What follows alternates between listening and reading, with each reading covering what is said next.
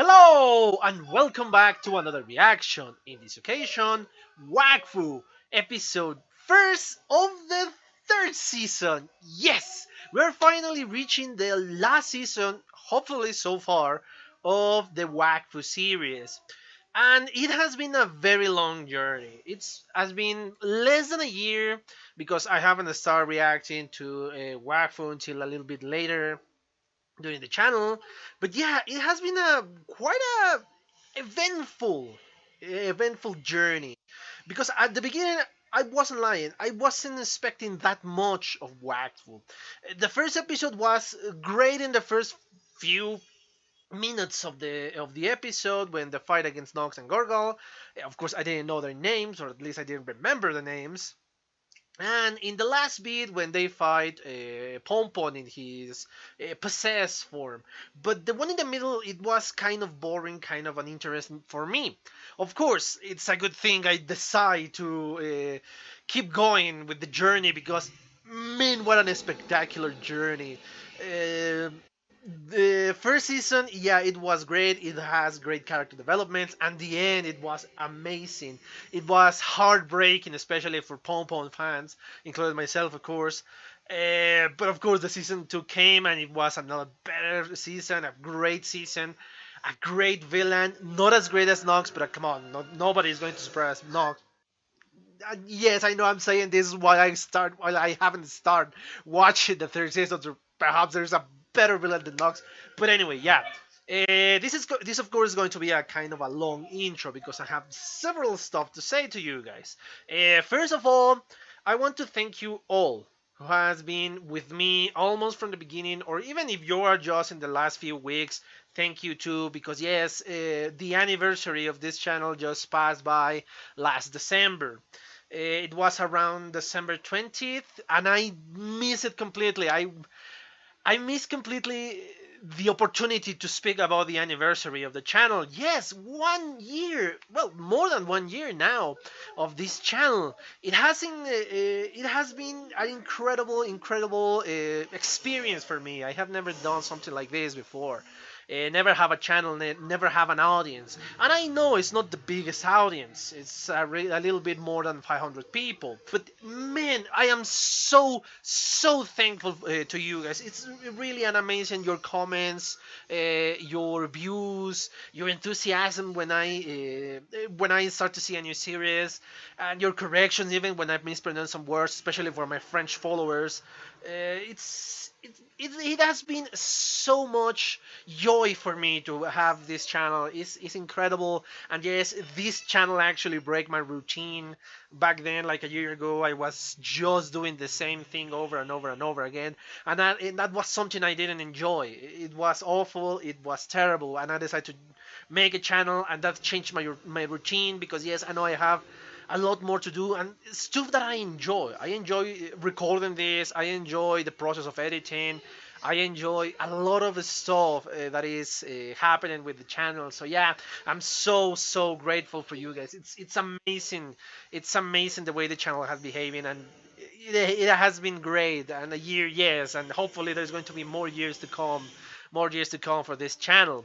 The other thing I want to speak about is yes, I bought a microphone. I have a new microphone now that is now visible. Is honestly my last microphone was crappy. It wasn't that good. So yeah, I decided to I don't know kind of buy a new microphone, and yes, this beauty is well, it's a beauty. I love it, and I like hell even I like the design. So that is the decision behind well this being in the frame of the camera. So yeah, it is a great acquisition. Hopefully, this is going to improve a lot more the channel, and it's going to improve the audio from the channel because yeah, sometimes it sounded terrible, honestly, and I had several issues with the last microphone. But I'm not throwing away the other microphone because I noticed something that it kind of sounds like you are speaking through a phone when you speak through that microphone. So yeah, it might be useful for something else. So yes, I still have it around here. But anyway, yeah, those are the couple of things I wanted to say. And yeah, okay, I spoke enough about a lot of stuff that doesn't have to do anything with of Wakfu. So yeah, let's just come up with this and start finally the third season of Wakfu. So yeah, shall we start? Okay, I'm back. I just watched second time the first episode of the third season of Wakfu. Before entering into the episode or the meat of the episode, I just figured out that there's only 13 episodes in this third season, and yes, there hasn't been much of a hint of a fourth season so far. Hopefully, we're going to get a fourth season because yes, this is exciting. I don't know how, or I don't know why they decided not to release one. Perhaps it's the money problem. I am still not sure why. But anyway, hopefully they're going to release a fourth season. But yeah, and hopefully that is going to be soon, because yes, this is exciting, and it's only the first episode. I cannot wait for the next ones. And yes, I remember one of your comments in the previous videos, in the last few videos of the second season, that yes, in this one there is no filler at all. And yes, that's why it's only 13 episodes. So it is partially good and partially bad. Why I said this? Good because yes, we're only going to see the action. We're going to see only episodes that advance the plot and develop characters, not just episodes that, okay, we need to fill 26 episodes but we don't have enough story, or the story is going to be repetitive. Let's just send them to another place that doesn't matter in the long run. So yes, it is an interesting premise because yes, we're only getting the good stuff, not the filler, but we don't have enough, or we don't have much episodes to enjoy. So we're going to be enjoying it a lot more. So yeah, it is. Hopefully, again, we're going to see a fourth season because yes, so far it's been fascinating, and every season is better than the last one, in my opinion. So yeah, hopefully we're going to see a fourth season of WAF. Now, really getting into the episode. Let's start speaking about the new intro. The new intro song is the same, and it starts pretty similar. Of course, the variation in the first one is minimal. That the first one and the second one is just the hand and new enemies and all that. And in the end, we don't see the main enemy of the episode. We only see these little drawings that are pretty neat. I always said that when I start to see or to start to watch the second season, that I love the title cards and all the drawings that were behind, because they look really neat.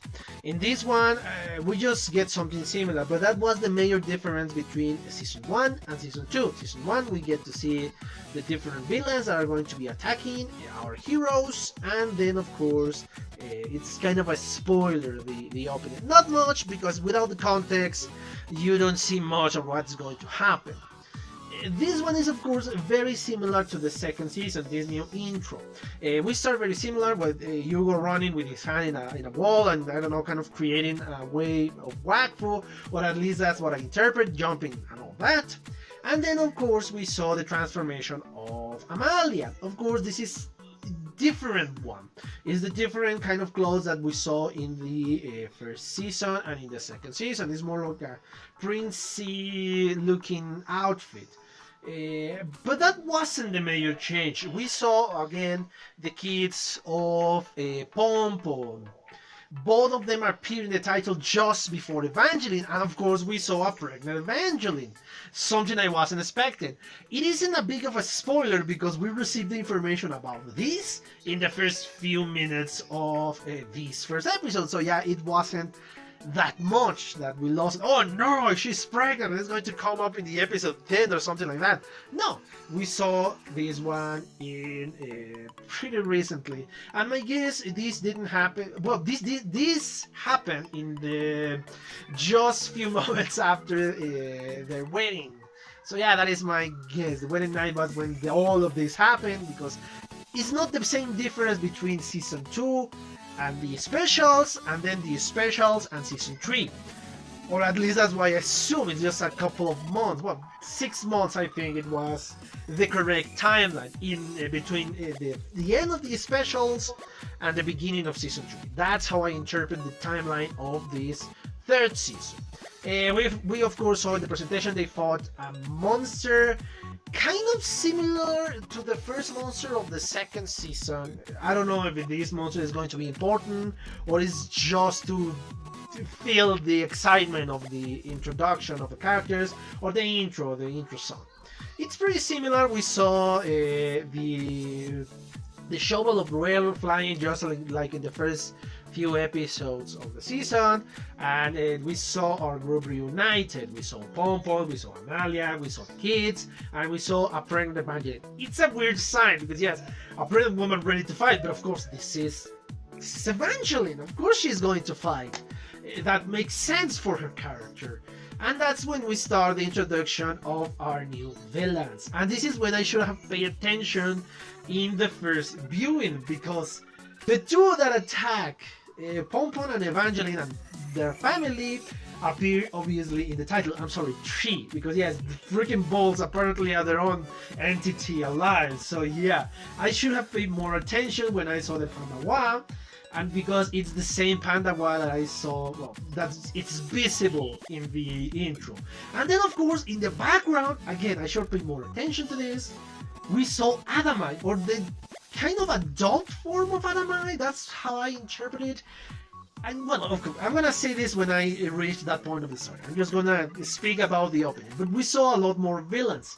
This is what I assume these guys are. These are the Brotherhood that we saw being mentioned in the first episode of the special, of the Dofus special, the search or the quest for the Eliatrop Dofus.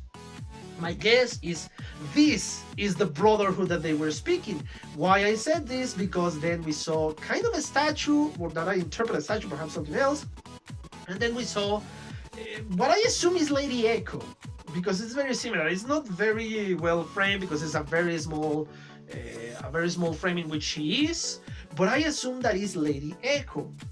And then we saw in the background the biggest figure is kind of an owl. It looks like an owl. For me, from this angle, it looks kind of like an owl. So yeah, I assume, and this is again my assumption, that is going to be the main villain. The guy or girl that is behind, like an owl, behind Lady Echo. So yeah, I assume that is the major villain. That hell, yes, as I suspected. Well, again, I'm going way ahead of me because yeah, this is something I should speak about later on. So yeah, I'm gonna reserve and I'm just going to speak about my assumptions in the opening. Of course, we saw Hugo then, the usual part when he was fighting alongside with Adamite. Of course, it's only Hugo now, creating portals, and the same animation in the end, and he's just jumping into the sky, and in the last moment, the shine that appears. Then we get our title drop, Falling Down. This can speak volumes of a lot of stuff. If we take it in a literal way, it could be the falling down of Pompon when he fell down from the cliff. Well, not fell down, he was thrown away from the cliff. Or the falling down of Pompon, of this glorious hero that was undefeatable but was defeated in the end. Or the falling down of the house, or the falling down of the Brotherhood of Tofu. It could mean a ton of stuff. And I mean a ton of stuff. So yeah, that is just speaking about the title and the intro. That's it. And the amount of information that this thing gave me is incredible. It's outstanding.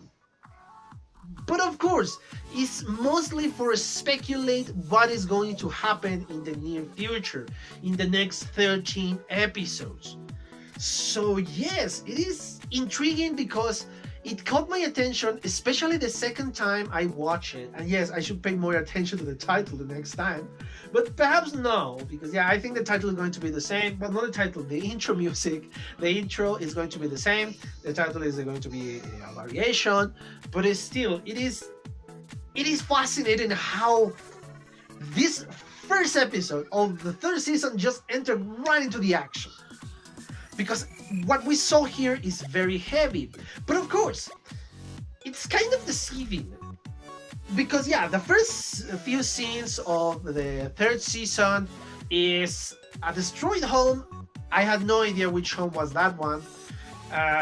Columns and all that, but it still wasn't not interpreting anything. Until I saw the Rubilax plushie, like, oh god, this is Pompon's family's home. And then of course we saw Pompon down. That gets you into a mood that's, oh my god, something weird is happening, but how far we are, because we return to a happy moment.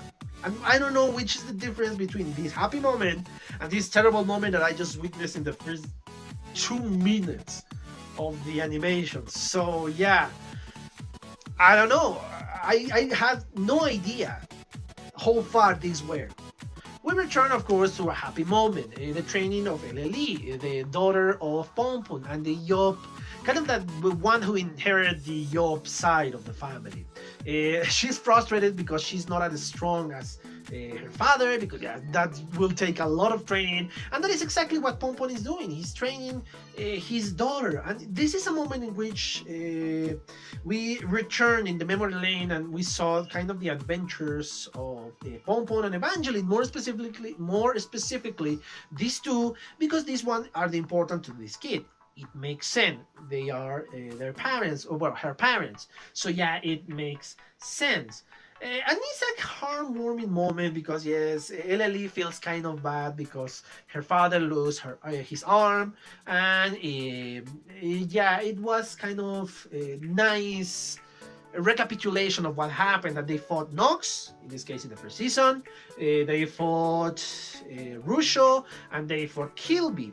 And I love the little joke that they put in here, that the Mad Eliatrov, the Mad Demon or Mad Shusho, Nox, the Mad Shalor, and of course Ogress, the Mad Ogre. So yeah, the simplicity of the names that Pompon gave to all the bad guys that we saw. And of course we again saw part of the fight between Hugo, the primordial dragons, that's because yes, I know this thanks to the information that you gave me, and of course the ogres. And yes, it was spectacular. I cannot speak how spectacular that fight was. When I saw it, it was, oh my god, this is so amazing. Anyway, we saw the recapitulation, and of course we saw again the heartwarming moment. Well, if you call heartwarming when the kid is beating the crap out of Pompon. But of course, this is a different. They are Yops. My guess is they are used to this kind of treatment, because not even Evangeline is worried, oh no, leave your father alone or something like that. No, this is normal behavior for a Yop. That's what I assume. And of course, we saw Evangeline, and this is when the confirmation that she was pregnant came to be. That yes, she's pregnant. I don't know how long, but of course, she's a protective mother. She wants to protect her kid of the cold weather that is around, and she doesn't want them to be cold in the outside. We saw little jokes here that the joke here is that actually Rubilax have seen them make the little baby inside Evangeline's belly because they forgot to pull down the sword when they were doing it. So yes, those are small jokes that I enjoy, especially thanks to the reaction of Evangeline, that is the more shocked one. We receive a vision, well, not a vision. Evangeline is trying to see the weather in this case and say, oh, this is going to be a cold night, etc., etc. But it looks more ominous the first time I saw it. But the next one, I don't know if it was on purpose or it was to deceive you in some way. We return to the other kid, Floppin, I think it is. Floppin.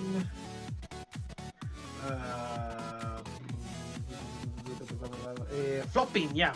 I just checked it out. I was reading my notes. But yeah, it's Floppin. Floppin is the male, and of course he is the one who inherited the crass side of the family, in this case Evangeline's side. We see normal banter between kids. These are kids. It's obvious they're going to behave the way they are behaving, and they are getting ready to eat. They receive a visitor, a panda one. Po the Pandawa, the adventurer Pandawa. And so far, at the beginning, I kind of have a weird feeling from him, but I never said anything because this feeling was dismissed almost immediately because he was nice, cooperative, and all that. So yeah, it was kind of suspicious, but I never interpreted that it's going to be so fast. How the episode escalated. We received a visitor, and of course, it is a calm moment. Until, of course, we saw the shadowy figure. And that kind of eased me off because I thought the shadowy figure was going to be the villain in this episode. And yes, I was right, but I wasn't connecting the idea that the Pandawa and this shadowy figure were connected. So yes, I was kind of weirded out in that moment. And yes, I know that Silhouette who belongs, I know the owner of said Silhouette. Yeah, in the second viewing, that was Adama. And boy, I'm getting hyped for the meat of the episode. Anyway, we return to the kingdom of Sarida. It looks very sad, let's say. It doesn't have these vivid green colors as we saw in the first and second season, that we saw this bright green, full of life. We saw a lot of people there, but a lot of Sarida. It was a very bright, but it was very happy color. In this one, the color scheme is different. It's more of a fall color scheme. Yes, very autumn, very brown colors, very kind of a falling down kingdom, especially because yes, they are literally a kingdom of trees and kind of tree people. Yeah, perhaps I'm exaggerating when I said tree people, but it is weird to see a very depressing side. Hell, even the shots they take, they show a very empty kingdom, not as full of life as we saw it before. So yeah, I love the idea that they took these shots because they want to express that, a falling kingdom. Anyway, yeah, we saw this and we saw kind of a family reunion, let's say. We saw, of course, Prince Armand, we saw Princess Amalia, and we saw somebody else. I don't remember if I saw her back then when the 12 Kingdoms were reunited. Because yeah, my memory is not that good. So yes, it is a weird moment. It is kind of difficult for me to say who the hell she was, and I was more paying attention more to the drama that was unfolding behind scenes than all the dialogue that was being said, at least during the first viewing. And of course, what they were trying to say, and I mean they, because Armand was into this, is to marry off Amalia with whoever, in this case, cousins or brothers of this girl. I think it was Aurora. Perhaps I'm reading it as an English name and is pronouncing it differently in French, but I don't want to insult you with my terrible pronunciation.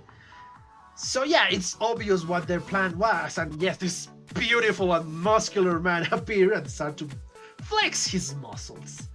Of course, Amelia can see through that. She is no longer a child. She knows all the politics in here, and she is not having any of this. I'm going to speak about this in the end of my commentary.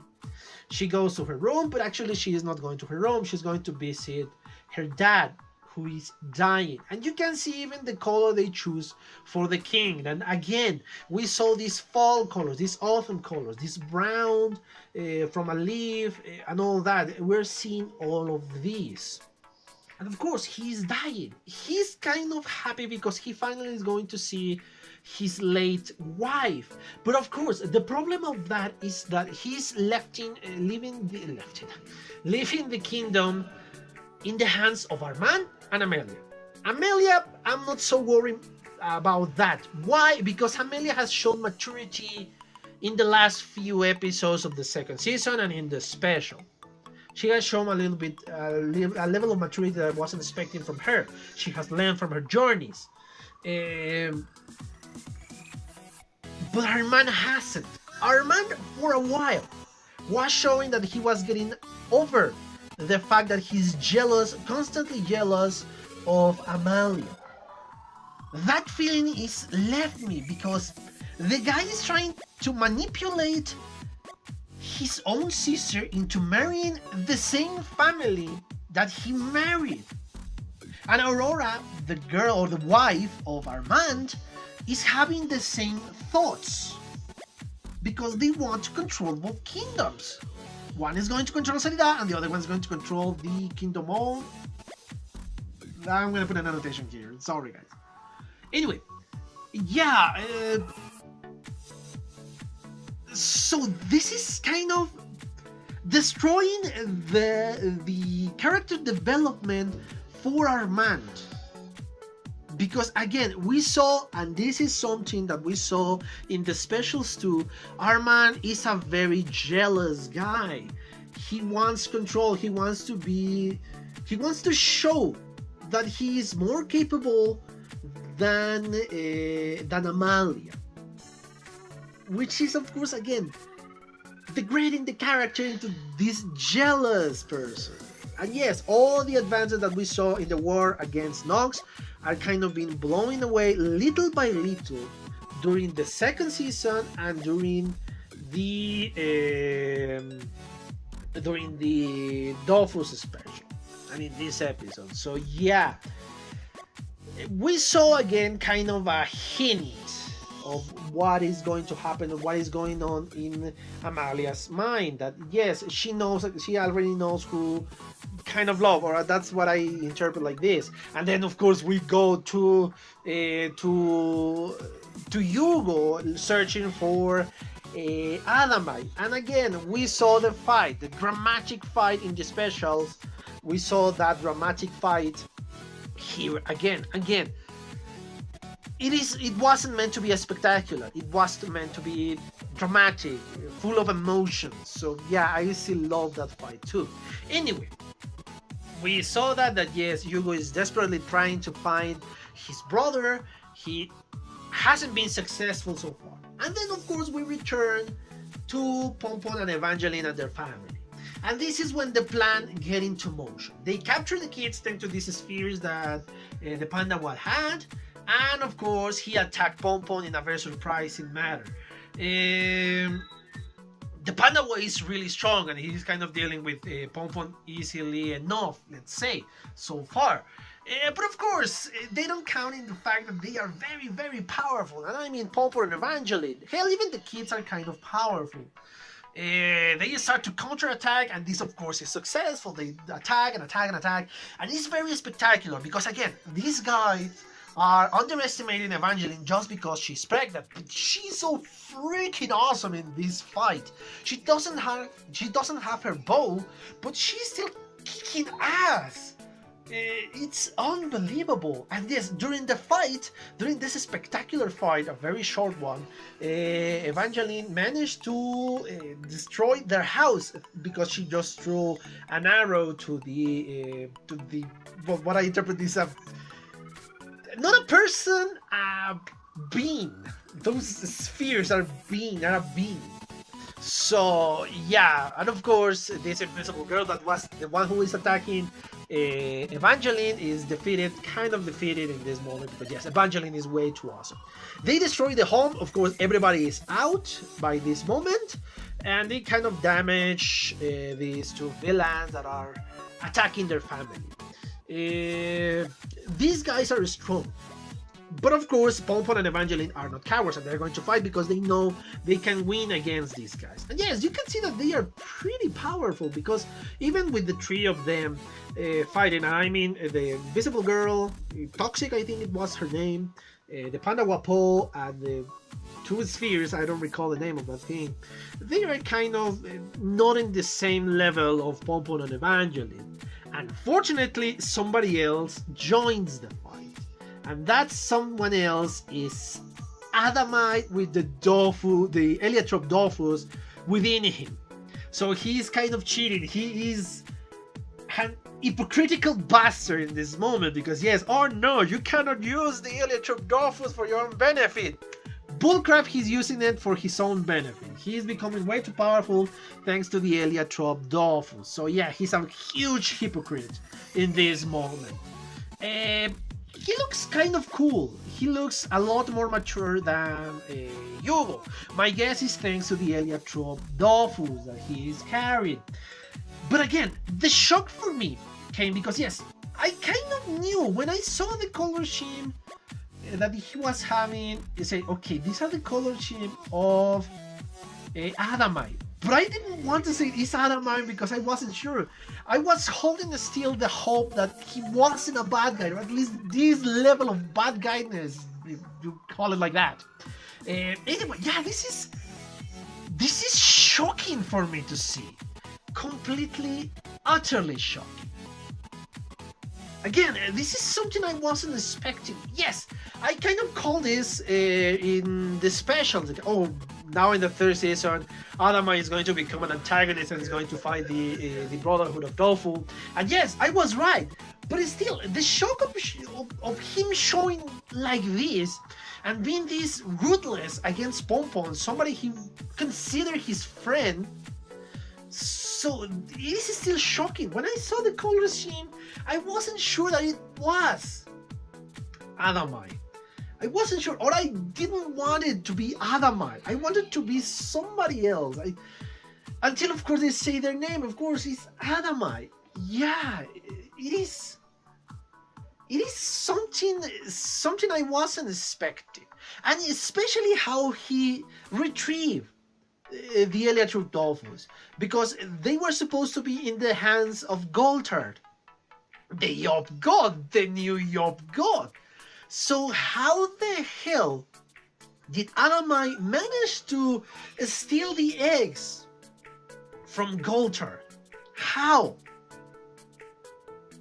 I genuinely have no idea, and hopefully this is an answer that will be given in the next 12 episodes. But yeah, it is shocking to see Adamite, somebody who we met in the first season as a brother of Yugo, a very nice person, a very nice dragon, a person that wanted justice, become an antagonist. But again, I like it because this world is not black and white. So they have several levels for that.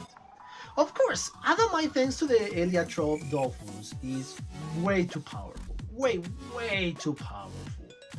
He's beating Pompon like there is nothing. He's nothing against Adamite. And of course, he even break Rubilax. He break the sword of Rubilax.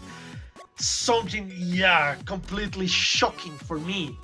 And not only that, he showed Yugo how he beat his friend. That is malice. We saw malice in these actions. We saw really a villain in here. No longer kind of a conflicted hero that believes that he's doing good by taking away the Heliotrope Dolphus or something along those lines. No, this was an action of a villain. And I cannot express how different it feels this third season from the last two. The first two seasons feel kind of, yeah, a kid's show. That it's kind of having some adult themes here and there, but a kid's show nonetheless. This feels heavy. This no longer feels like a kid's show. And yes, of course, Yugo see all of this, and of course, he knows that Adama is the one who is showing this image. He knows, and this hurts Yugo. And of course, since they are connected, and yes, Adama is using in his advantage this connection between him and Yugo, but Yugo is using into his advantage too, because now he's kind of feeling the same pain that Yugo is feeling in that moment. In the moment that he saw Pompon falling down in this cliff. And of course, we saw something else. How Elili is kind of still having the powers of a god, because again, she is a demigod, because she is the daughter of the Yob god. So yeah, she still preserves the power of a god. So that's why she's able to release herself from the clutches of this Pandawa and trying to rescue her dad. Of course, Pompon is protecting his kid and receiving all the damage of the fall. The last image, of course, is kind of an angry Adamai because they couldn't capture the freaking two kids, even was beyond their face and something like that. And that is the end of the episode. We finish kind of in the last image is the first image that we saw in the episode. That yes, the falling down of Pompon. Again, this is a very heavy episode. They start into the action immediately. They didn't wait. Oh, let's reintroduce. Yes, they reintroduce a lot of the characters. That is true, but they didn't take too long to introduce or reintroduce these characters. They just say, okay, this is the guy, this is the guy, this is the guy, these are the Brotherhood of Tofu. Bam! Let's get into action. That's how I interpret this episode. It is fascinating because they are using their time very effectively because they only have 13 episodes. 13 more episodes, and that's it. I love the first episode. It's full of drama, full of action, and it's getting you hyped for the next one. It is seriously, genuinely amazing the way this series is handling the first episodes of the third season. I love it. I genuinely love the episode, and it took me to a ride because I wasn't expecting half of the things that happen in here. I genuinely thought that we're going to have a first episode that is going to be kind of a mild action that really is not going to have a lot of repercussions in the next few episodes, just as we saw in the first episode of the second season. No, this huge action, which was kind of spectacular, is showing us a very intimidating and a very powerful villain or an antagonist. I'm still not sure. But everything has a repercussion because this is not a one episode gag. This has to have repercussions for the next 12 episodes that we're going to be watching. What is going to happen with the relationship between Hugo and Adamai? Because this is a huge damage that Adamai did. And yes, perhaps Hugo did a similar damage when he took the Eliatrop Dolphus back in the specials. But still, it is weird. It is fascinating, and I love it. And I want to meet the other villains that we're seeing in the background of the intro. Great episode 1, great, amazing, and it surpassed the expectations I have for the third season so far. And those expectations were pretty high thanks to the previous 2 seasons. So yeah, I hope you enjoyed this reaction of the first episode of the third season. Yeah, I exhausted the topic of this episode, but I want to see the next one so badly. But anyway, yeah, I hope you enjoyed, guys, and I hope you join me in the next 13 episodes. Well, the next 12 episodes, counting 13 with this one. And I hope you enjoyed, guys. See you on the next one. Bye. Okay, I hope you enjoyed that video, and yes, thank you so much for your attention, guys. And as always, if you want to leave a comment, that will help me a lot more. If you want to give me a like, that will help me even more to get on the top of the recommendation for YouTube. And if you want to share this video, that will help me even more. So yeah, thank you so much, guys. Thank you so much, guys, for your attention. I hope you enjoyed the video, and yeah, see you in the next one. Bye.